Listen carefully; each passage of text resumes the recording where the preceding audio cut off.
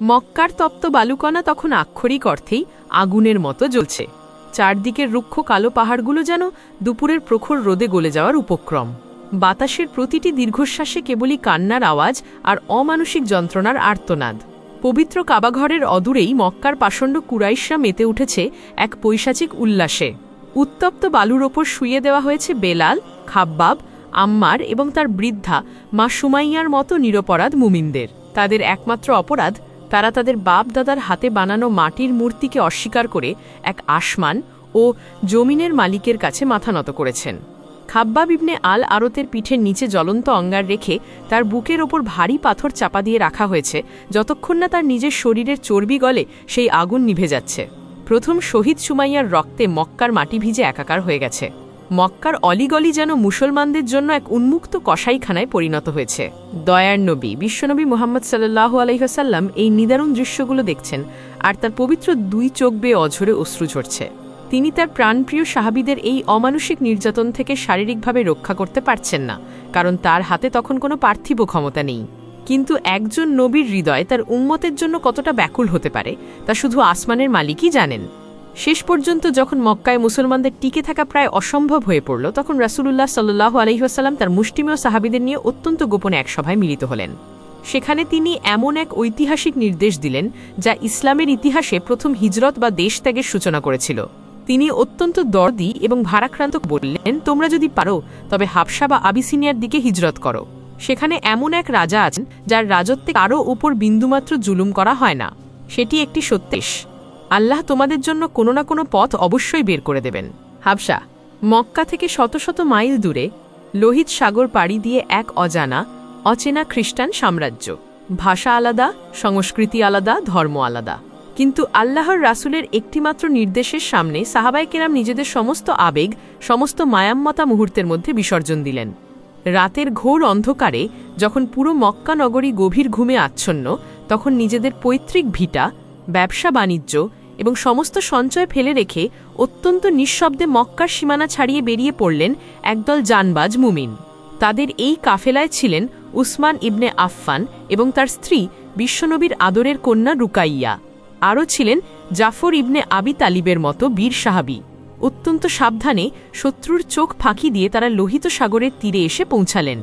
আল্লাহর অসীম রহমতে তারা তীরে পৌঁছানোর সাথে সাথেই দুটি বাণিজ্যিক জাহাজ পেয়ে গেলেন।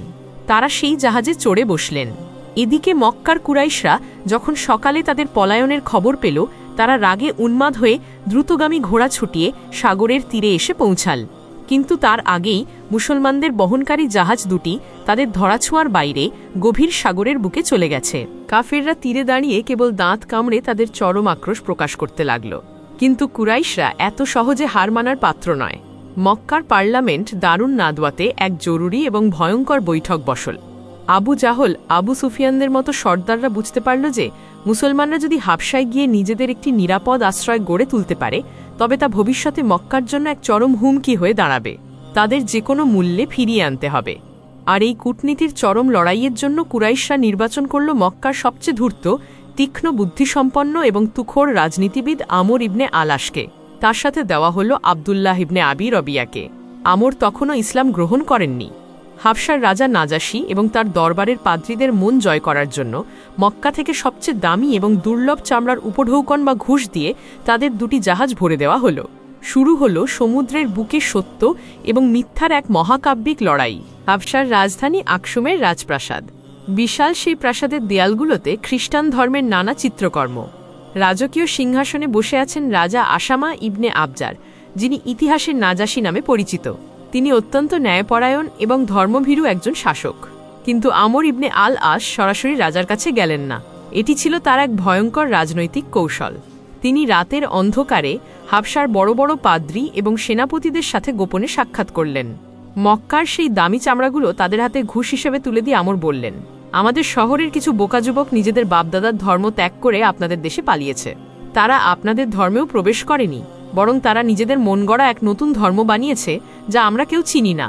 কাল যখন আমরা রাজার দরবারে তাদের ফেরত চাইব, তখন আপনারা শুধু আমাদের কথায় সায় দেবেন এবং রাজাকে বলবেন তাদের আমাদের হাতে তুলে দিতে, কারণ আমরা তাদের সম্পর্কে সবচেয়ে ভালো জানি। লোভী পাদ্রীরা মক্কার সেই দামি উপহার পেয়ে আমরের চক্রান্তে পুরোপুরি রাজি হয়ে গেল। পরদিন সকালে রাজদরবার বসল। সিংহাসনে উপবিষ্ট নাজাসী, তার চারদিকে বিশপ এবং পাদ্রীরা তাদের বিশাল বিশাল ক্রুশ এবং পবিত্র গ্রন্থ নিয়ে দাঁড়িয়ে আছেন। আমর ইবনে আল আশ অত্যন্ত আত্মবিশ্বাসের সাথে রাজার সামনে গিয়ে কুর্নিশ করলেন। তিনি তার মোহনীয় এবং জাদুকরী ভাষায় বক্তব্য শুরু করলেন। হে মহামান্য রাজা, আমাদের শহর থেকে কিছু অবাধ্য এবং বোকা যুবক আপনার রাজত্বে এসে আশ্রয় নিয়েছে। তারা তাদের বাপদাদার প্রাচীন ধর্ম ত্যাগ করেছে, কিন্তু অদ্ভুত ব্যাপার হল তারা আপনার এই মহান খ্রিস্টান ধর্মেও প্রবেশ করেনি। তারা এমন এক নতুন এবং বিদঘুটে ধর্ম আবিষ্কার করেছে যা আপনি বা আমরা কেউই জানি না। মক্কার অত্যন্ত সম্মানিত সর্দাররা, যারা এই যুবকদের পিতা, চাচা এবং আত্মীয়, তারা আমাদের পাঠিয়েছেন এদের ফিরিয়ে নেওয়ার জন্য, কারণ তারা এই যুবকদের ত্রুটি এবং বোকামি সম্পর্কে সবচেয়ে ভালো জানেন। আপনি দয়া করে এদের আমাদের হাতে তুলে দিন। আমরের কথা শেষ হতে না হতেই আগের রাতে ঘুষ খাওয়া সেই দুর্নীতিগ্রস্ত পাদ্রীরা সমস্বরে চিৎকার করে উঠল, হে রাজা, এই লোকটি একদম সত্য কথা বলেছে। এই যুবকদের নিজেদের লোকেরাই তাদের সম্পর্কে সবচেয়ে ভালো জানে। এদের এই ভিনদেশী মানুষদের হাতে তুলে দিন, তারাই এদের বিচার করবে। দরবারের পরিস্থিতি সম্পূর্ণ আমরের অনুকূলে। মুচকি হাসছেন মক্কার এই ধূর্ত কূটনীতিবিদ। তিনি ভাবছেন কাজ শেষ। আজই এই মুসলমানদের শিকল পরিয়ে মক্কায় ফিরিয়ে নিয়ে যাবেন এবং আবু জাহলের হাতে তুলে দেবেন। কিন্তু রাজা নাজাসী ছিলেন একজন সত্যিকার ন্যায়পরায়ণ মানুষ। তার চেহারা রাগে লাল হয়ে গেল। তিনি তার হাতের রাজদণ্ড দিয়ে সজোরে মাটিতে আঘাত করে বজ্রকণ্ঠে গর্জে উঠলেন, কখনোই নয়। ঈশ্বরের কসম, আমি তাদের এদের হাতে তুলে দেব না। যে মানুষেরা আমার দেশে আশ্রয় নিয়েছে, আমার প্রতি বিশ্বাস স্থাপন করেছে এবং অন্যদের বাদ দিয়ে আমাকে বেছে নিয়েছে, আমি তাদের কথা না শুনে, তাদের আত্মপক্ষ সমর্থনের সুযোগ না দিয়ে কখনোই তাদের এই লোকগুলোর হাতে তুলে দেব না। আমি তাদের দরবারে ডাকব। যদি এই লোকটির কথা সত্য হয় তবে আমি তাদের ফিরিয়ে দেব, আর যদি মিথ্যা হয় তবে আমি তাদের পূর্ণ নিরাপত্তা দেব। রাজার নির্দেশে মুসলমানদের দরবারে তলব করা হল। মুসলমানদের ছোট্ট শিবিরের ভেতর তখন চরম উৎকণ্ঠা। কি হবে এখন? মক্কার সবচেয়ে ধূর্ত লোকগুলো তাদের বিরুদ্ধে ফাঁদ পেতেছে, আর সামনে বসে আছেন একজন খ্রিস্টান রাজা। তারা যদি এখন ঈসা আলাইসাল্লামের ব্যাপারে ইসলামের সত্য কথাটি বলে দেন, তবে হয়তো রাজা রেগে গিয়ে তাদের হত্যা করবেন বা মক্কার কাফেরদের হাতে তুলে দেবেন। আর যদি তারা নিজেদের বাঁচাতে মিথ্যা বলেন বা সত্য লুকিয়ে রাখেন, তবে তা হবে আল্লাহর সাথে চরম বিশ্বাসঘাতকতা।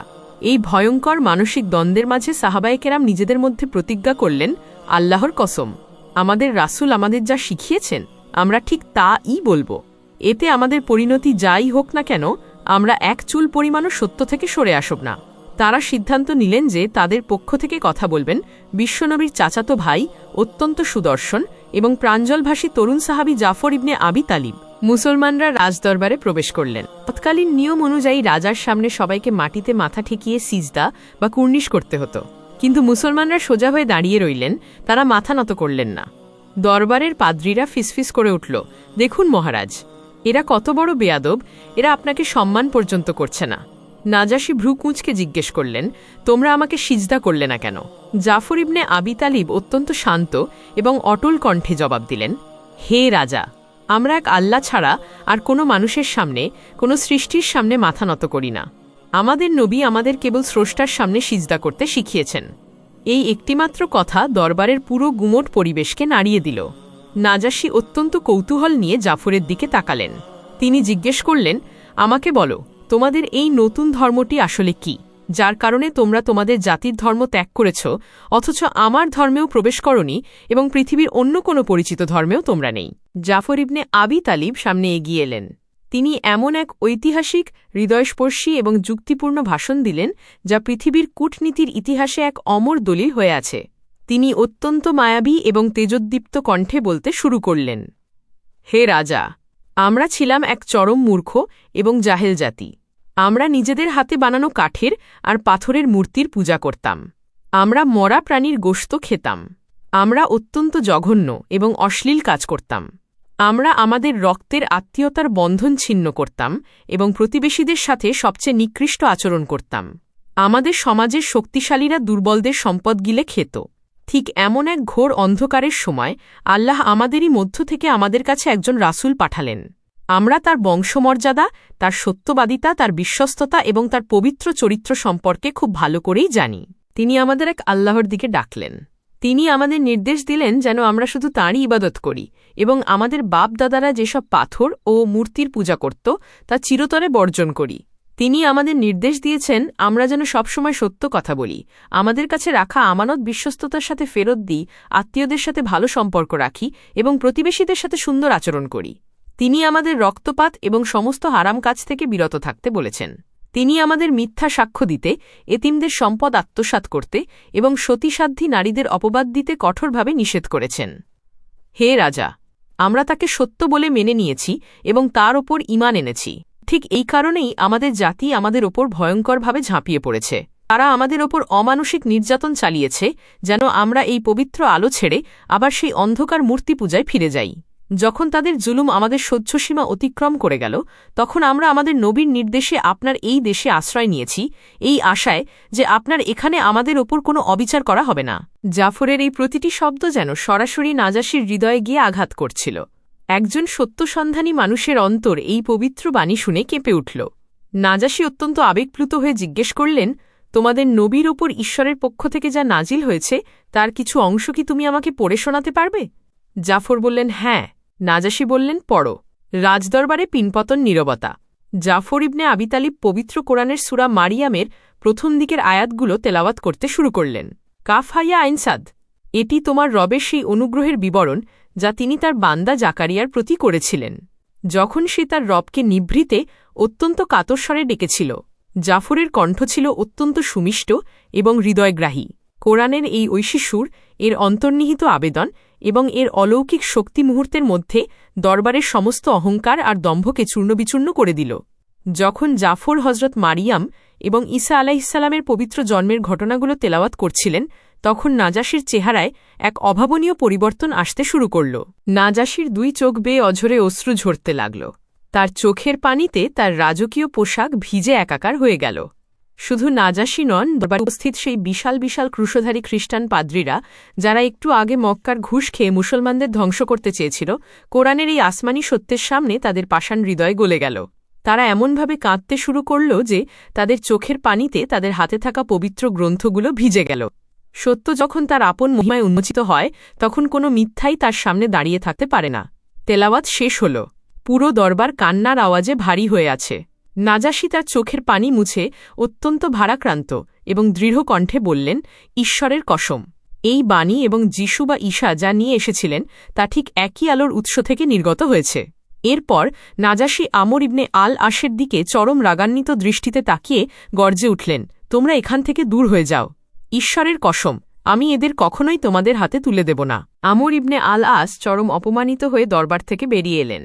কিন্তু মক্কার এই শেয়াল এত সহজে হাল ছাড়ার পাত্র ছিলেন না। রাতে তিনি তার সঙ্গী আবদুল্লাহকে বললেন, কাল আমি রাজার দরবারে এমন এক ভয়ঙ্কর তুরুপের তাস খেলব যা দিয়ে আমি এদের শিকড় সমেত উপড়ে ফেলব। আমি রাজাকে গিয়ে বলব যে এরা ঈশাকে ভগবান মনে করে না, এরা তাকে সাধারণ রক্তমাংসের মানুষ বলে। আবদুল্লাহ ভয় পেয়ে বললেন, এমনটি করো না, তারা তো আমাদেরই আত্মীয়। কিন্তু আমর তার জেদে অটল রইলেন। পরদিন সকালে আমর আবার দরবারে উপস্থিত হলেন। তিনি অত্যন্ত চতুরতার সাথে বললেন, মহারাজ, আপনি তো গতকাল এদের কথা শুনে গলে গেলেন, কিন্তু আপনি কি জানেন এরা আপনার ঈশ্বর যিশু বা মরিয়মের পুত্র ঈশাকে কি বলে? এরা তাকে সাধারণ একজন দাস বা মানুষ বলে চরম করে। আপনি এদের ডেকে ঈশার ব্যাপারে এদের আকিদা বা বিশ্বাস কি তা জিজ্ঞেস করুন। নাজাশি আবার মুসলমানদের ডেকে পাঠালেন। এবার পরিস্থিতি আগের চেয়েও শতগুণ বেশি ভয়ঙ্কর। মুসলমানদের শিবিরে চরম আতঙ্ক। ঈসা আলাইহিসসালামের ব্যাপারে সত্য বললে খ্রিস্টান রাজা যদি তাদের শিরশ্ছেদ করেন। কিন্তু তারা আবারও শপথ করলেন, আমরা কোরআনের সত্য থেকে এক চুলো সরব না। মুসলমানরা দরবারে উপস্থিত হলেন। নাজাশি অত্যন্ত গম্ভীর কণ্ঠে জিজ্ঞেস করলেন, আমাকে বলো, মরিয়মের পুত্র ঈশার ব্যাপারে তোমাদের বিশ্বাস কি? তোকে কি বলো? জাফর ইবনে আবি তালিব একটুও না ঘাবড়ে অত্যন্ত সাহসিকতার সাথে মাথা উঁচু করে দাঁড়ালেন। তিনি বললেন, হে রাজা, আমরা তার ব্যাপারে ঠিক তাই বলি যা আমাদের নবী আমাদের শিখিয়েছেন। আমরা বলি, ঈশা হলেন আল্লাহর একজন বান্দা, তার রাসূল, তার রূহ বা আত্মা এবং তার একটি নির্দেশ যা তিনি কুমারী বা পবিত্রা মারিয়ামের গর্ভে স্থাপন করেছিলেন। এর চেয়ে এক বিন্দু বেশিও না, এক বিন্দু কমও না। পুরো দরবার নিস্তব্ধ। পাদ্রীদের চোখ রাগে বড় হয়ে গেল। তারা ভাবল, এখনই রাজা এই যুবকদের শিরশ্ছেদের নির্দেশ দেবেন। কিন্তু নাজাশি তার সিংহাসন থেকে নিচে নেমে এলেন। তিনি মাটি থেকে অত্যন্ত ছোট একটি কাঠের টুকরো বা কাঠি হাতে তুলে নিলেন। এরপর তিনি সেই কাঠিটি উঁচিয়ে ধরে পুরো দরবারের সামনে বজ্রকণ্ঠে ঘোষণা করলেন, ঈশ্বরের কসম, মরিয়মের পুত্র ঈসা ঠিক তা-ই যা তুমি এইমাত্র বললে। তুমি যা বলেছ তার থেকে ঈসার মর্যাদা এই ছোট কাঠের টুকরো পরিমাণও বেশি নয়। এই কথা শোনার সাথে সাথে দরবারের পাদ্রীরা এবং সেনাপতিরা চরম ক্ষোভে নাক দিয়ে অদ্ভুত এক ধরনের অসন্তোষজনক শব্দ করতে শুরু করল। তারা রাজার এই কথার তীব্র প্রতিবাদ জানাচ্ছিল। কিন্তু রাজা আসামা ইবনে আবজার, সেই ন্যায়পরায়ণ শাসক, তার সভাসদদের সেই ক্ষোভের দিকে ভ্রুক্ষেপও করলেন না। তিনি তাদের দিকে তাকিয়ে চিৎকার করে বললেন, তোমরা যতই নাক ছিটকাও না কেন, সত্য এটাই। এরপর নাজাশী জাফর এবং অন্যান্য মুসলমানদের দিকে ফিরে এক বুকভরা ভালোবাসা এবং নির্ভরতার সাথে বললেন, তোমরা আমার দেশে সম্পূর্ণ স্বাধীন এবং নিরাপদে ঘুরে বেড়াও। তোমাদের যে গালি দেবে তাকে জরিমানা করা হবে, যে তোমাদের গায়ে হাত তুলবে তাকে চরম শাস্তি দেওয়া হবে। যদি কেউ আমাকে একটি বিশাল সোনার পাহাড়ও দেয়, তবু আমি তোমাদের কারো সামান্যতম ক্ষতি করতে রাজি নই। সবশেষে নাজাশী তার প্রহরীদের নির্দেশ দিলেন, মক্কার দূতদের তাদের নিয়ে আসা সমস্ত উপহার এবং ঘুষ তাদের মুখের ওপর ছুঁড়ে মারো। আমার এসবের কোনো প্রয়োজন নেই। আল্লাহ যখন আমাকে আমার রাজত্ব ফিরিয়ে দিয়েছিলেন, তখন তিনি তো আমার কাছ থেকে কোনো ঘুষ নেননি, তবে আমি কেন তার বান্দাদের ব্যাপারে ঘুষ নেব?